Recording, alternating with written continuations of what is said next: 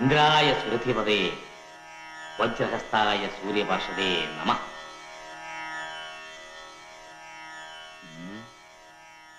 തമ്പുരാട്ടി ക്ഷമിക്കണം.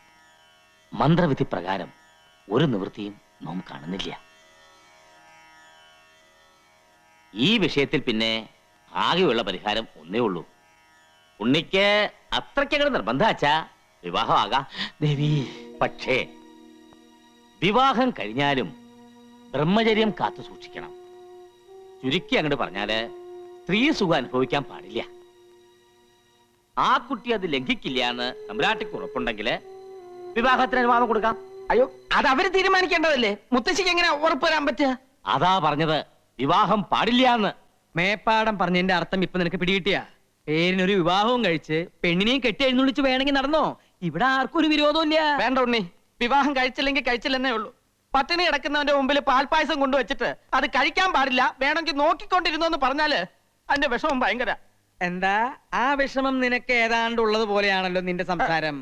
ഞാനൊരു പഴഞ്ചൊല്ലി പറഞ്ഞല്ലേ, ബ്രഹ്മചാരികളായ നമുക്ക് ഇതിന്റെ വിഷമം നന്നായിട്ട് അറിയാമല്ലോ. പ്രത്യേകിച്ചും എനിക്ക്.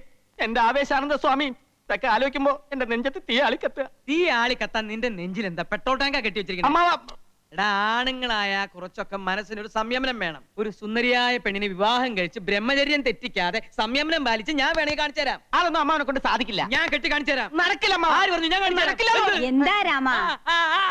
അല്ല, ഞാൻ ഈ കുട്ടിയോട് പറയായിരുന്നു എന്തിനാ ഇപ്പോഴും ഇങ്ങനെ വിവാഹത്തെ പറ്റി ചിന്തിച്ച് മനസ്സിന്റെ കൺട്രോൾ കളയുന്നെന്ന്. അതല്ലല്ലോ അമ്മാവൻ പറഞ്ഞത്, വേണമെങ്കിൽ കെട്ടി കാണിച്ച് കൺട്രോൾ. അത് തന്നെയാ ഞാൻ പറഞ്ഞത്. പിന്നെ വേറെ എന്തെങ്കിലും പറഞ്ഞോണ്ടൊന്നും എനിക്ക് ഓർമ്മയില്ല. നോക്കിയേ, ഇവന് പ്രാന്താ. കാര്യങ്ങളൊക്കെ ഉണ്ണി അറിഞ്ഞല്ലോ. നിന്റെ സങ്കടം കണ്ട് മുത്തശ്ശി മേപ്പാടിനോട് സംസാരിച്ചു. പക്ഷേ ഒരു നിവൃത്തിയില്ല കുട്ടിയെ. മായയെ സ്വന്താക്കാൻ വേണ്ടി എന്ത് ത്യാഗം ചെയ്യാനും ഞാൻ തയ്യാറാ. വിവാഹം കഴിഞ്ഞാലും ഞാൻ ബ്രഹ്മചാരിയായിട്ട് ഇരുന്നാ പോരെ? ബ്രഹ്മചര്യം എന്ന് പറഞ്ഞാ എന്താ അർത്ഥം എന്ന് അറിയോ നിനക്ക്? എല്ലാ അർത്ഥവും എനിക്കറിയാം മുത്തശ്ശി. വേറൊന്നും വേണ്ട. ജീവിതകാലം മുഴുവൻ അവൾ എൻ്റെ അടുത്ത് ഉണ്ടാവുമല്ലോ, അത് മതി. ഞങ്ങളുടെ വിവാഹം മുത്തശ്ശി നടത്തി തരണം. എന്താ സാവിത്രി ഇവനീ പറയണേ? നീ ഒന്ന് പറഞ്ഞു മനസ്സിലാക്കുക. പേരിനൊരു മംഗലം കഴിച്ചോണ്ട് എന്താ പ്രയോജനം? മോൻ സമ്മതിച്ചാൽ തന്നെ ഇങ്ങനൊരു വിവാഹത്തിന് ഏതെങ്കിലും പെൺകുട്ടി തയ്യാറാവോ? ഭാര്യയാകുക, പിന്നെ അമ്മയാകുക, മുത്തശ്ശിയാകുക, ഇതൊക്കെ എല്ലാ പെൺകുട്ടികളും ആഗ്രഹിക്കുന്നതാ. അതൊക്കെ വേണ്ടെന്ന് വെച്ച് നിന്റെ കൂടെ ജീവിക്കാൻ ആ കുട്ടി തയ്യാറാവൂ? തയ്യാറാകും.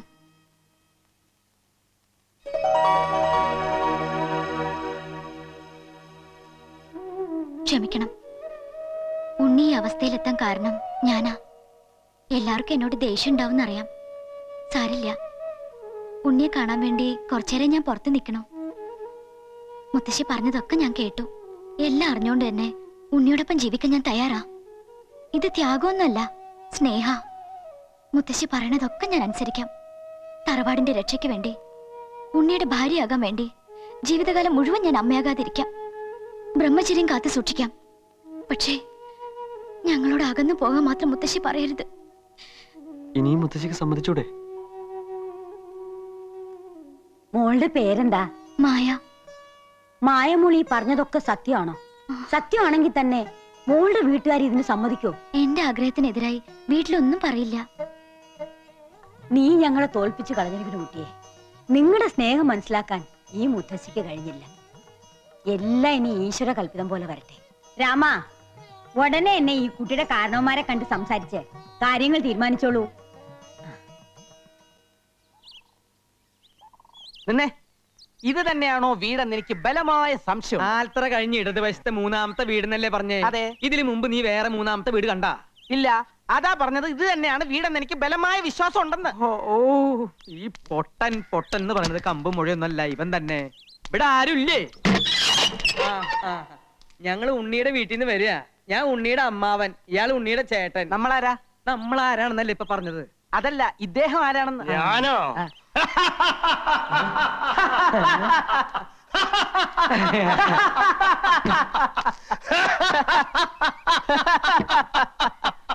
എന്താ കൃഷ്ണ ചിരിക്കണേ? ഭ്രാന്തൊന്നും ആവില്ലെന്നാ തോന്നണേ. വെറുതെ കൂടെ ചിരിച്ചോളൂ. ഞങ്ങൾ ഉണ്ണിയുടെ പെണ്ണിനെ കാണാൻ വന്നതാ. മനസ്സിലായി കുട്ടിയെ, ദേ അവര് വന്നിരിക്കണോ?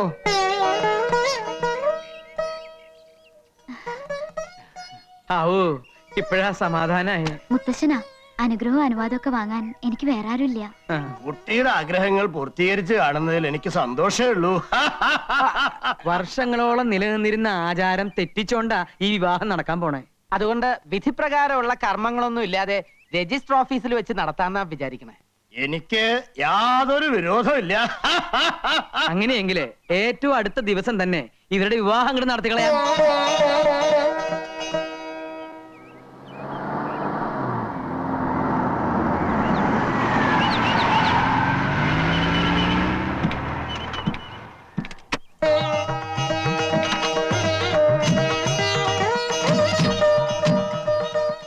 എല്ലാരോടും ഇങ്ങോട്ട് വരാൻ പറയും.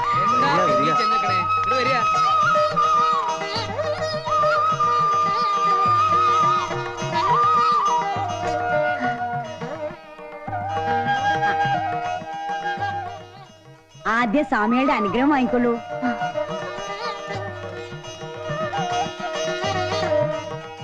ഇനി വലത്തെ കാല് വെച്ച് അകത്തേക്ക് കയറിക്കൊള്ളൂ.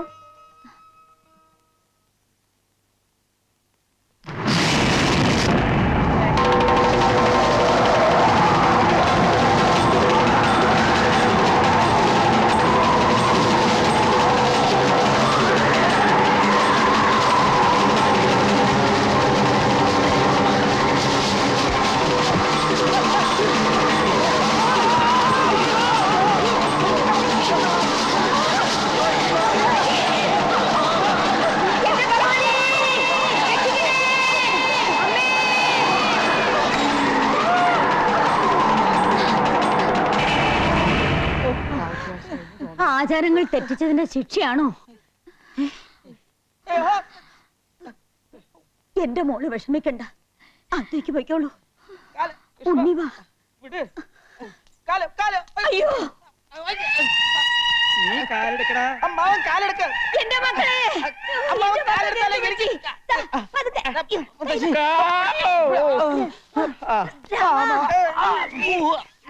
എന്റെ ഭഗവതി, എന്താ ഇത്?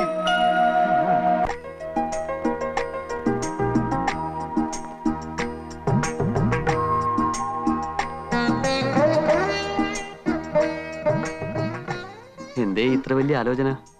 എല്ലാം എന്റെ ആഗ്രഹം പോലെ നടന്നല്ലോ. ഉണ്ണിപ്പോ എന്റെ സ്വന്തമായില്ലേ? എനിക്ക് വിശ്വസിക്കാനാവണില്ല. വിശ്വസിച്ചോളൂ, ഈ ഉണ്ണി മായക്ക് എന്നും സ്വന്തമായിരിക്കും. ഈ മുഖം, ഈ സ്നേഹം എന്നെ വല്ലാതെ അങ്ങ് കീഴ്പ്പെടുത്തി കളഞ്ഞില്ലേ? ഇനി നമ്മൾ മരണം കൊണ്ടേ അകലുകയുള്ളൂ. അടുത്ത ജന്മത്തിലും ഉണ്ണി എന്റേതായിരിക്കണമെന്ന് എന്റെ പ്രാർത്ഥന. കൈവിട.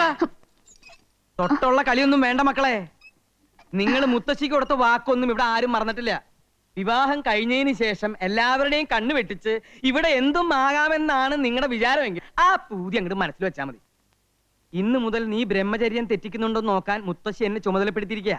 അതുകൊണ്ട് രഹസ്യമായിട്ട് നിങ്ങൾ എന്തെങ്കിലും കുരുത്തക്കേട് കാണിക്കാൻ ഒരുങ്ങിയാല് അപ്പൊ ഞാൻ അതിന് നടുക്കൊന്ന് വീഴും. എന്ന് വെച്ചാ ഒന്നും ഞാൻ സമ്മതിക്കില്ല. കുട്ടി, ഇന്ന് മുതൽ ഈ മുറിയാണ് കുട്ടിയുടെ കിടപ്പറ. പേടിക്കണ്ട, ഉണ്ണി തൊട്ടടുത്ത മുറിയിലുണ്ട്, അതിന്റെ അടുത്ത മുറിയിൽ ഞാനുണ്ട്, അതിന്റെ അപ്പുറത്തെ മുറിയിൽ മുത്തശ്ശിണ്ട്. എന്ന് വെച്ചാൽ നേരം വെളുക്കുന്നവരെ ഈ വരാന്തേല് ആളുകളുണ്ട് എന്ന് അർത്ഥം. എന്തിനാ ഉണ്ണി ഇങ്ങനെ വെറുതെ നോക്കി വെള്ളം ഇറക്കണേ? ഇതിന് ഒരുങ്ങുമ്പോ തന്നെ ഞാൻ എല്ലാം പറഞ്ഞതല്ലേ. വാ വാ, നിന്റെ മുറി ഞാൻ ഒരുക്കിയിട്ടുള്ള കുട്ടാ.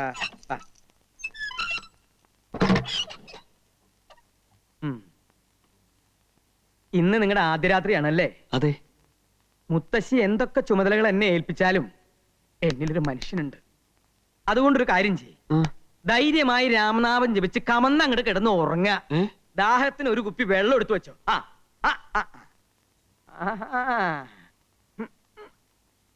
നോക്കണ്ട, നിന്നെപ്പോലുള്ള ചെറുപ്പക്കാര് ചിലപ്പോ ജനലും പൊളിച്ച് അപ്പുറത്ത് കയറിന്ന് വരും. എന്താണാവോ? ഇങ്ങോട്ട് തന്നെ, ഇങ്ങോട്ട് തന്നെ.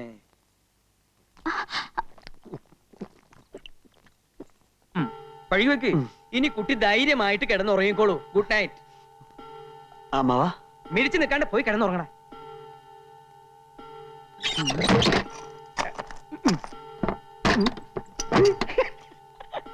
അയ്യോ.